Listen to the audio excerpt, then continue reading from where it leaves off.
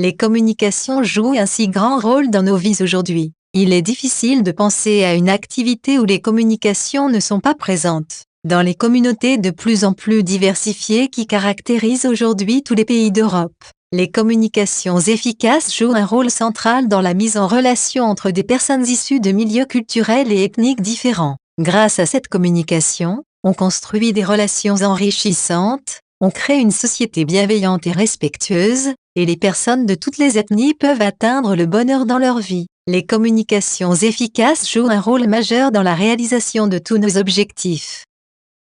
La communication est un processus bilatéral. Vous devez recevoir des informations et transmettre un message. Cela représente l'écoute, la compréhension et la réflexion de ce que les gens essaient de vous dire, pas seulement en leur laissant savoir ce que vous pensez. Beaucoup de personnes sont surprises d'apprendre que seulement 7% de notre communication est basée sur le vocabulaire, que 38% de notre communication est basée sur l'intonation de la voix, et que 55% de notre communication est basée sur le comportement non verbal.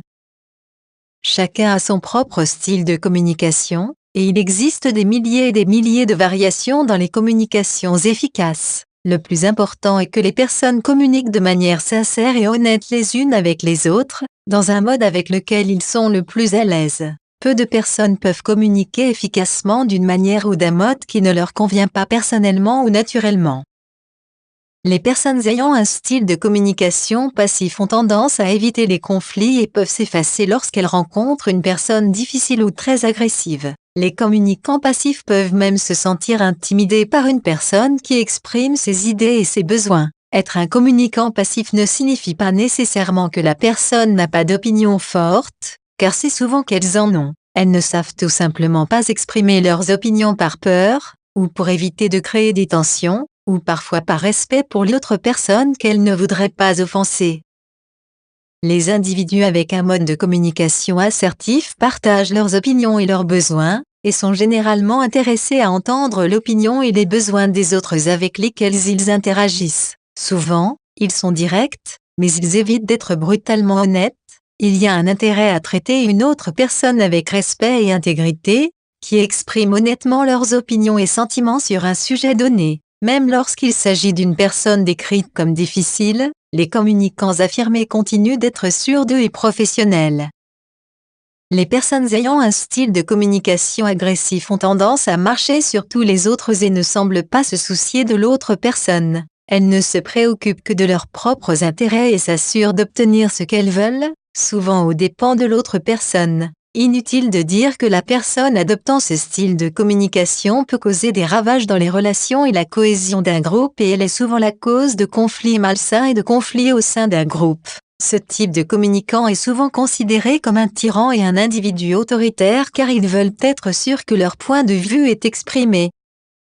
Les compétences de communication efficace sont considérées comme l'un des ensembles de compétences les plus indispensables qu'une personne doit acquérir. Il y a 5 choses simples que tous les grands communicants font. Numéro 1, ils parlent avec clarté et charisme en planifiant et structurant leur message, en l'adaptant pour s'assurer qu'il est pertinent pour un public précis, en étant clair sur le sujet sur lequel ils communiquent, en le présentant d'une manière et dans un format approprié. Numéro 2, ils privilégient une vision commune qui contribue à permettre une communication ouverte, créer un ensemble de pensées uniformes afin que chacun puisse le partager. Incite les gens à penser qu'ils ont un rôle actif dans ce qui est proposé. Numéro 3, ils écoutent en faisant preuve d'une capacité d'écoute active exemplaire qui leur permet d'entendre et d'interpréter ce que les personnes leur disent et de rechercher de la clarté dans toutes les interactions. Cela encourage une communication plus ouverte, car les autres membres du groupe se sentent plus à l'aise. Numéro 4, ils utilisent efficacement le langage corporel en adoptant des postures appropriées, en faisant usage du contact visuel si possible et en utilisant des gestes de main pour transmettre et renforcer le sens.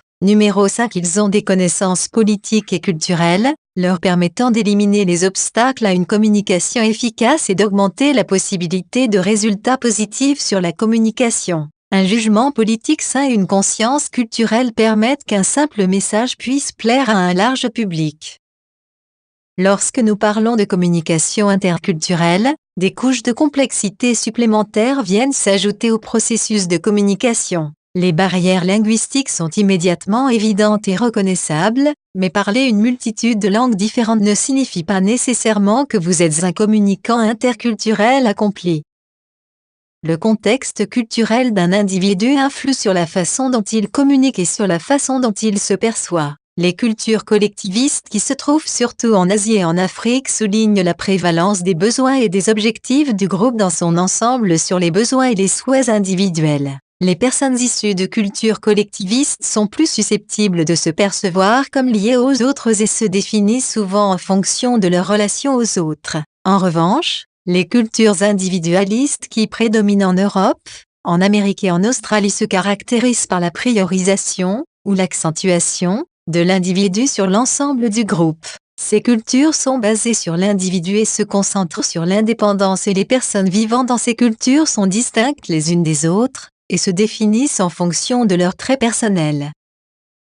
Les pays culturellement riches et ceux culturellement pauvres sont des termes vulgaires pour décrire l'étendue des différences culturelles entre les sociétés. Les pays culturellement riches comme le Japon, la Chine, la France, l'Espagne et l'Italie sont des sociétés où les personnes ont créé des affinités sur une longue période de temps. De nombreux aspects du comportement culturel ne sont pas clairement définis car la plupart des membres savent quoi faire et quoi penser grâce à des années d'interaction les uns avec les autres. Contrairement à leurs homologues culturellement pauvres, ils ont tendance à préférer l'interaction verbale indirecte et comprendre les significations ancrées à de nombreux niveaux socio-culturels différents et transmises à travers une myriade de signaux non-verbaux. Les personnes de pays culturellement riches communiquent avec des messages simples qui sont souvent ambigus. Ils évitent généralement de dire non. Les pays culturellement pauvres comme la Suisse, l'Allemagne, la Suède, les États-Unis et le Royaume-Uni sont des sociétés où les gens ont tendance à avoir de nombreuses interactions, mais de courte durée ou pour une raison spécifique. Dans ces sociétés, il peut être nécessaire de décrire explicitement les comportements et les croyances culturelles afin que les personnes arrivant dans ce nouvel environnement culturel sachent comment se comporter. Dans les sociétés culturellement pauvres, les gens ont tendance à privilégier la communication verbale directe et à n'avoir qu'un seul niveau de compréhension. Les personnes issues de ces cultures sont généralement moins compétentes dans la lecture de signaux non-verbaux et communiquent plutôt avec des messages très structurés qui sont clairs et concis. Ces personnes disent non directement. On ne peut jamais dire qu'une culture est riche ou pauvre parce que toutes les sociétés utilisent les deux modes, bien que ces termes soient parfois utiles pour décrire certains aspects d'une culture. La communication interculturelle peut être dynamique et enrichissante, mais développer une compréhension des cultures et des comportements d'autres personnes peut aussi être un long chemin vers l'amélioration des relations et le renforcement de la solidarité. Pour réussir, il existe quelques principes de base que vous pouvez utiliser pour aider à améliorer vos compétences en communication interculturelle. Dans un contexte de communication interculturelle, il est important de prendre votre temps pour parler clairement et lentement, mais aussi éviter d'utiliser le jargon et les métaphores. Si vous n'êtes pas sûr de la réponse de votre interlocuteur, n'ayez pas peur de poser des questions. Il est tout aussi important que vous montriez du respect pour ceux avec qui vous essayez de communiquer. Assurez-vous de leur accorder suffisamment de temps pour répondre à vos questions, les soutenir et les aider dans le processus de communication. Compte tenu des différences culturelles présentes, il est impératif que vous évitiez d'émettre des hypothèses et que vous clarifiez les questions ou les réponses sur lesquelles vous n'êtes pas sûr.